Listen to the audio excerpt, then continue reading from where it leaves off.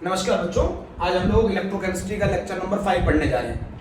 तो last term तक हमने क्या पढ़ा था, चलिए हम एक पहले सीबीएसई 2019 का एक क्वेश्चन करते हैं जो आपको क्लियर कर देगा कुछ कंसेप्ट।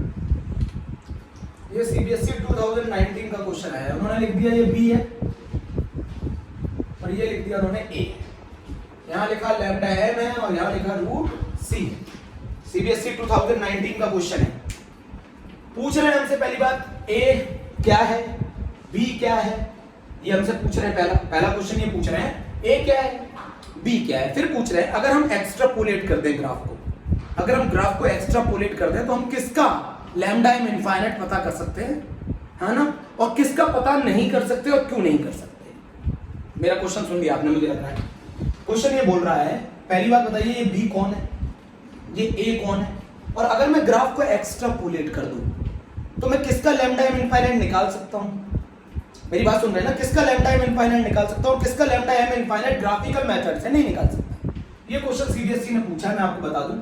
ए जो होता है ना वो स्ट्रॉन्ग इलेक्ट्रोलाइट होता है, वो स्ट्रॉन्ग इलेक्ट्रोलाइट हो सकता है, वो हो सकता है NaCl हो, वो हो सकता है KCl हो, स्ट्रॉन्ग इलेक्ट्रोलाइट। जो बी होता है बेटा वो वीक इलेक्ट्रोलाइट होता है। वीक इलेक्ट्रोलाइट में आप एसिटिक एसिड भी ले सकते हो, HCN भी ले सकते हो।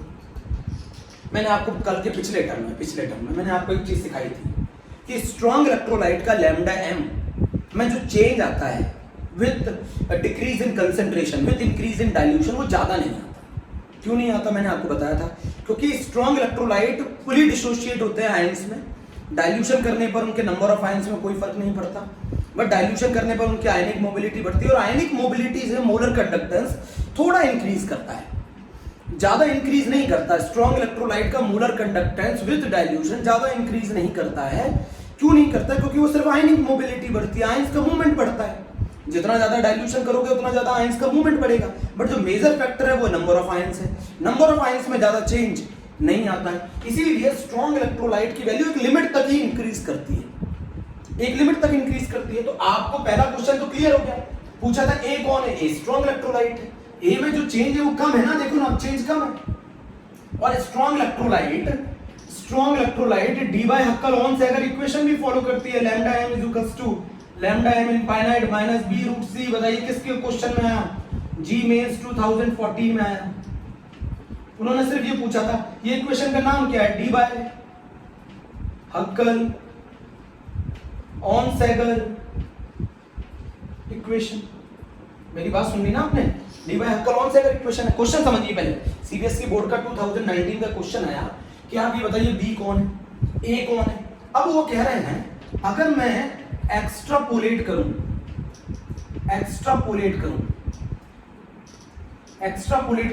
अगर मैं ग्राफ को एक्स्ट्रापोलेट करूं, मैं इसको थोड़ा सा पीछे और ले जाऊं, मैं ये मानूं कि concentration nearly approaches to zero. अगर मैं ऐसा मानूं तो ये ग्राफ थोड़ा पीछे एक्स्ट्रापोलेट कर दिया, इसी को बोलते हैं एक्स्ट्रा।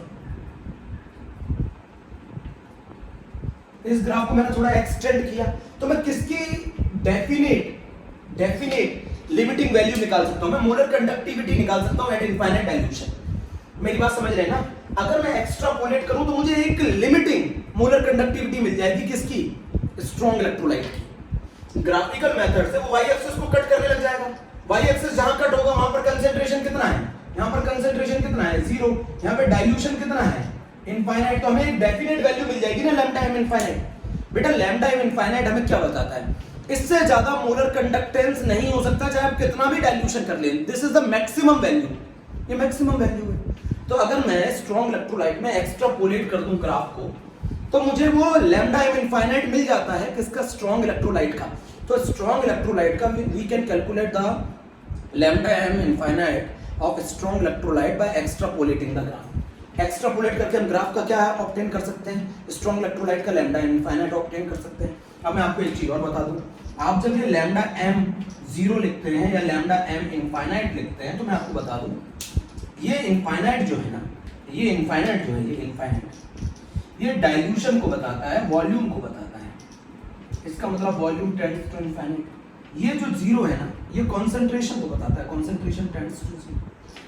मेरी बात समझ में ना। तो अगर मैं एक्स्ट्रापोलेट कर दूं, आपको मालूम है स्ट्रॉन्ग इलेक्ट्रोलाइट के लैम्डा एम में ज्यादा सिग्निफिकेंट चेंज नहीं आता डाइल्यूशन करने पर, क्योंकि नंबर ऑफ आयंस नहीं बढ़ते, सिर्फ आयनिक मोबिलिटी बढ़ती है। तो अगर मैं इसको थोड़ा एक्स्ट्रापोलेट कर दूं तो मुझे एक लैम्डा एम इनफाइनाइट, एक लिमिट तक ही इंक्रीज करता है लैम्डा एम इसका, किसका, स्ट्रॉन्ग इलेक्ट्रोलाइट का। हम we can calculate the lambda M infinite of strong electrolyte by extrapolating the graph.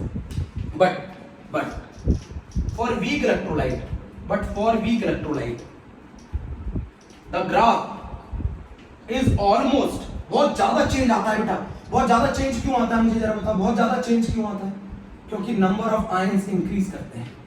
बहुत ज्यादा चेंज क्यों आता है? क्योंकि नंबर ऑफ आयंस इंक्रीज करते हैं। नंबर ऑफ आयंस इंक्रीज करेंगे तो लैम्डा एम की वैल्यू बहुत ज्यादा चेंज होगी। But for the weak electrolyte the graph is almost parallel to the Y axis, so we cannot calculate lambda m infinite for weak electrolyte by extrapolating graph।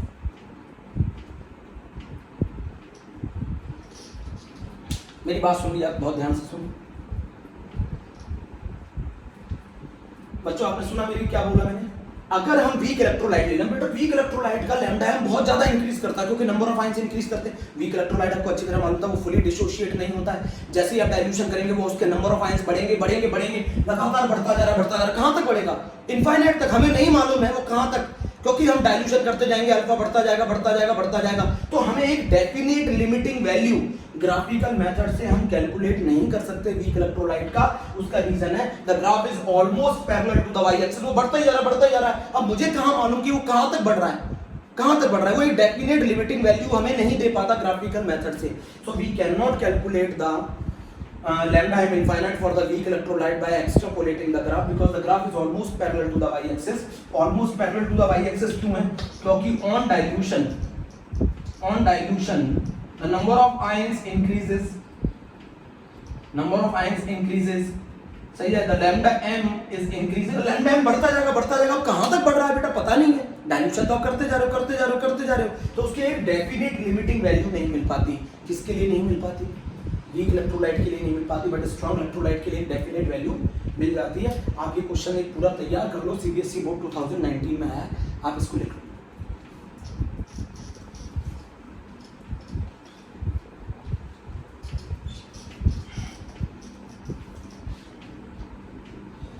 Be constant था बेटा, D by hacker से अगर equation में B जो है ना वो एक कांस्टेंट है। अब मैं जो आपको बात बता रहा हूँ सुनो, अब हम जो टॉपिक पढ़ने जा रहे हैं बेटा वो बहुत ध्यान से सुनना मेरी बात का। अब हम पढ़ने जा रहे हैं बेटा, आज जो टॉपिक है उसका नाम है कोलार्स लॉ।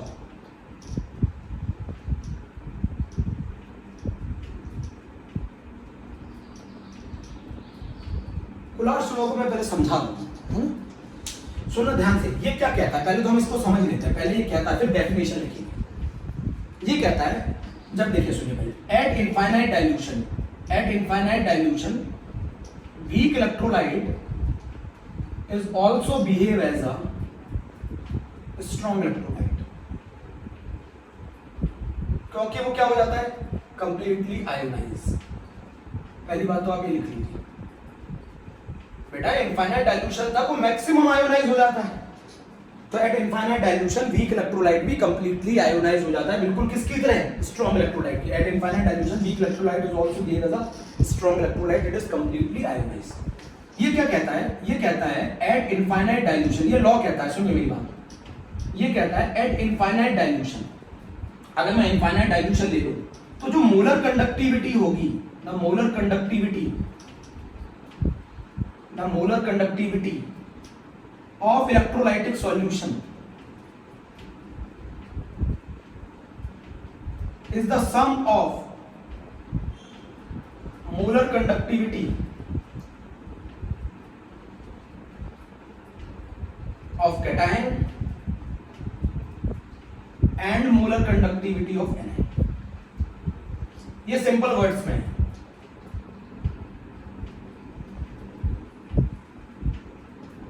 मेरी बात सुनिए, वो ये कह रहा है इनफाइनाइट डाइल्यूशन पे अगर कोई इलेक्ट्रोलाइट है, मान लीजिए कोई इलेक्ट्रोलाइट है, पहले समझने की कोशिश कर रहे हैं। कोई इलेक्ट्रोलाइट है, लैम्डा इनफाइनाइट भी लिख सकते हैं, नॉट भी लगा सकते हैं, कोई दिक्कत नहीं है। Lambda M infinite of A B लिखना है। मान लीजिए मुझे इस इलेक्ट्रोलाइट का लैम्डा एम निकालना है, इस इलेक्ट्रोलाइट का, तो इसके अंदर जितने भी आयंस होंगे कैटायन और एनायन, उनकी अगर मैं मोलर कंडक्टिविटी का सम कर दूं तो मुझे लैम्डा एम इनफाइनाइट मिल जाएगा ए बी का। और अब ये डेफिनेशन है, शॉर्ट में डेफिनेशन है कि अगर आप इनफाइनाइट डाइल्यूशन ले लें और अगर इनफाइनाइट डाइल्यूशन पर अगर आप किसी इलेक्ट्रोलाइटिक सॉल्यूशन की मोलर कंडक्टिविटी निकालें तो उस इलेक्ट्रोलाइटिक सॉल्यूशन के अंदर जितने कैटायन और जितने एनायन होंगे उन सभी की मोलर कंडक्टिविटी का सम आपको molar conductivity of electrolytic solution देगा। आप बोलोगे सर ठीक है, बिल्कुल बात सही है sir, lambda M infinite A plus lambda M infinite B minus. बेटा एक चीज और मैं आपको बताता हूं, मोलर कंडक्टिविटी लिखते वक्त मेरी बात लिखिएगा बहुत ध्यान से, मोलर कंडक्टिविटी लिखते वक्त number of cation and anion को भी मेंशन करना पड़ता है। नंबर ऑफ कैटायन और एनायन भी लिखने होते हैं, नंबर ऑफ कैटायन और एनायन भी लिखने होते हैं। आप बोलेंगे क्या, मैं समझा रहा हूं, सब समझा रहा हूं। बेटा जब हम मोलर कंडक्टिविटी निकालते हैं, देखो मैं एक चीज और बता दूं, इनफाइनाइट डाइल्यूशन पर अगर मैं मान लीजिए आपसे मैं बोलूं lambda M infinite barium chloride का निकालो, lambda M infinite barium chloride का निकालो, आपको अच्छी तरह मालूम है मोलर कंडक्टिविटी ऑलवेज कितने मोल के लिए डिफाइन होती है, 1 मोल के लिए डिफाइन होती है, 1 मोल के लिए डिफाइन होती है, याद रखेंगे। अब इसके अंदर मुझे एक चीज बताओ, कितने बेरियम आयन, तो मैं इसको लिख सकता हूं ना lambda M infinite of barium ion. अच्छा अगर मैं इसका 1 मोल इलेक्ट्रोलाइट डालूं तो ये मुझे कितने मोल क्लोराइड देगा, 2 मोल क्लोराइड देगा। 1 मोल क्लोराइड के लिए अगर मान लीजिए 1 मोल क्लोराइड के लिए हमारी मोलर कंडक्टिविटी x है, तो फिर 2 मोल क्लोराइड के लिए हमारी मोलर कंडक्टिविटी कितनी होगी, 2x। बेटा मैंने क्या बोला आपको, मोलर कंडक्टिविटी 1 मोल के लिए डिफाइन होती है और क्लोराइड के यहाँ कितने मोल मिल रहे हैं, 2, तो 2 से मल्टीप्लाई करना पड़ेगा। मेरी बात नहीं समझे फिर से, इसके अंदर एक तरीका तो ये है जो मैंने बोला लैम्डा एम इनफाइनाइट अगर आपको BaCl2 से निकालना है तो इसमें कितने कैटायन है, Ba+2 है, 1 है, और Cl-2 है, तो आपको नंबर ऑफ कैटायन और नंबर ऑफ एनायन भी लिखना होता है, तो twice lambda M infinite Cl- भी लिख सकते हैं। बट मैंने ये बताया आपको ये क्यों है, लैम्डा एम ये BaCl2 का अगर मैं 1 मोल इलेक्ट्रोलाइट डिसॉल्व करूं तो वो मुझे 2 मोल क्लोराइड देगा। आपको मालूम है लैम्डा एम कितने मोल के लिए डिफाइन होता है, 1 मोल के लिए अगर लैम्डा एम x है तो 2 मोल के लिए कितना होगा, 2x होगा, तो यार 2 से मल्टीप्लाई करना पड़ेगा कि नहीं करना पड़ेगा भाई। वो कितने BaCl2 1 मोल BaCl2 में कितने मोल क्लोराइड दे रहा है, 2 मोल क्लोराइड दे रहा है, तो 1 मोल क्लोराइड के लिए लैम्डा एम डिफाइन होता है, फिर 2 मोल के लिए कितना होगा, जस्ट डबल। तो मैंने तभी बोला ना जब हम मोलर कंडक्टिविटी लिखते हैं तो नंबर ऑफ कैटायन और एनायन भी लिखने होते हैं। नहीं समझे अभी भी, मान लीजिए अगर मैं आपको बोलूं lambda M infinite of Al2SO4 का होल थ्राइस, तो बताओ ये कितने कैटायन देगा, 2 एल्युमिनियम आयन देगा, 3 सल्फेट देगा, तो बताओ क्या होगा, lambda M infinite twice Al+3 plus thrice lambda M infinite of sulphate. यानी बच्चों यही तो बहुत आसान है, बहुत आसान लॉ है कोलार्स लॉ। कोलार्स लॉ कहता है अगर आपको किसी एट इनफाइनाइट डाइल्यूशन अगर आपको किसी भी इलेक्ट्रोलाइटिक सॉल्यूशन की मोलर कंडक्टिविटी निकालनी हो तो वो जितने भी कैटायन और जितने भी एनायन होंगे उनकी मोलर कंडक्टिविटी का सम होगा हमारा molar conductivity of electrolytic solution.